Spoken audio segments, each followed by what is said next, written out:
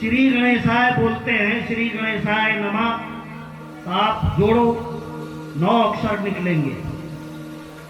यदि हम श्री सरस्वती नमः बोलेंगे तो उसमें भी 9 का ही अंक आएगा।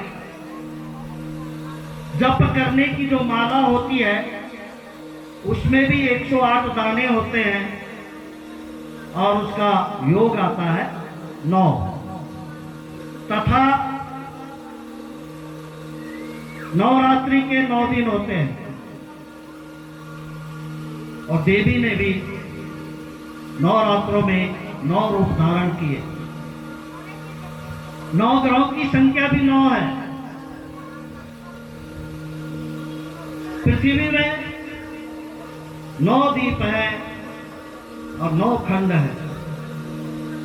उन 9 द्वीपों का नाम है भारत, इलावृक्ष, किमपुरुष, भद्र, केतुमान, हिरण्य, हरि, रम्य, कुश। ये 9 जो है उसके खंड हैं।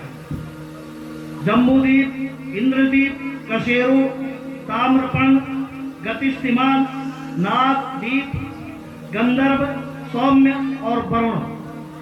ये जो है 9 द्वीप है। प्रत्येक मनुष्य का संबंध 9 के अंक से जुड़ा हुआ है। प्रत्येक नर और नारी को 9 महीने गर्भ में रहना पड़ता है। रत्न भी 9 ही हैं। माणिक, मोती, मूंगा, पन्ना, पुखराज, हीरा, गोमेद और लहसुनिया, ये 9 तरह के 9 रत्न हैं। राजा विक्रमादित्य के दरबार में भी 9 रत्न थे। अभी 9 रत्न उन्होंने क्यों रखा? इसीलिए रखा कि 9 का अंक पूर्णांक है, ब्रह्म अंक है। ये 9 का अंक कहीं से भी न तो टूटता है और ना जो है घटता है।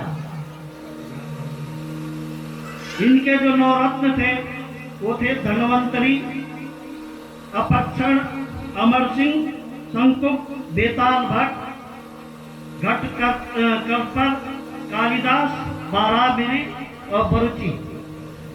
अकबर के दरबार में भी 9 रत्न थे। बीरबल, तानसेन, अबुल फजल, टोडरमल, मानसिक, अब्दुल रहीम, खान खाना, मुल्ला, 2 प्याजा, हकीम, हुकाम और फैजी। ये 9 रत्न थे अकबर के दरबार में। 9 का अंक श्री राम से भी जुड़ा है। श्री राम का जन्म 9वीं के दिन हुआ था। राम रावण युद्ध भी 9 दिन चला। जब राम और रावण आमने सामने आ गए तो उनका युद्ध भी केवल 9 दिन तक चला। महाभारत का युद्ध 18 दिन चला। 18 को अगर हम जोड़ते हैं तो 8 और 1 9 ही आता है। महाभारत की कुल सेना 18 अक्षौणी थी। उसको जोड़ो 18, 8 और 1 9, वो भी 9 ही आता है। एक अक्षौणी में 21,870 हाथी थे।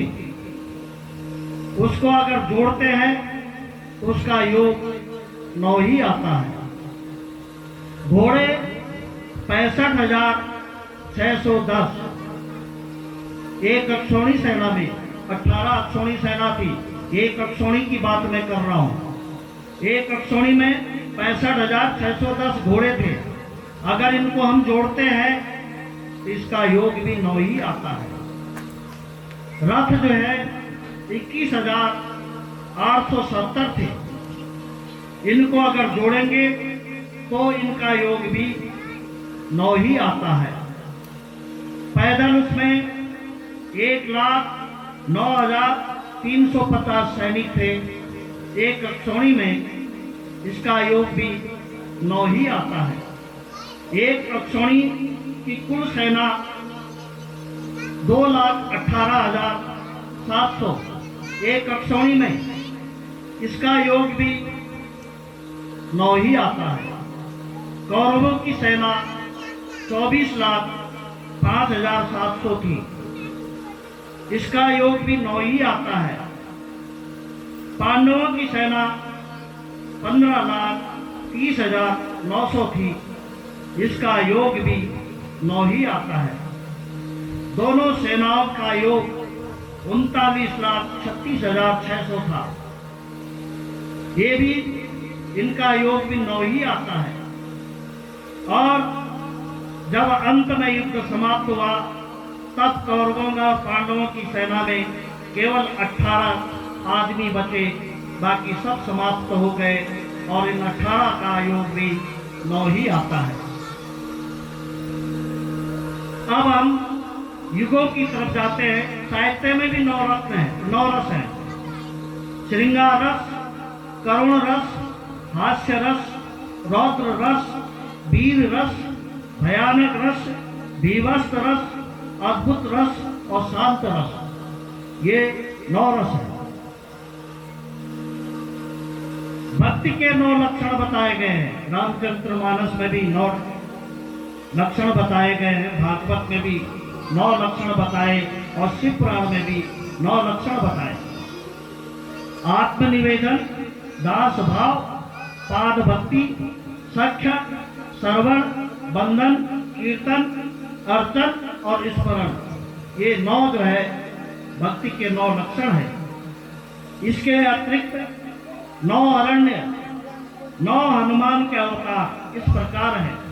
9 नंद, 9 निधि, 9 काल, 9 पत्रिका, 9 नाथ, 9 मद, 9 नामिकाएं, 9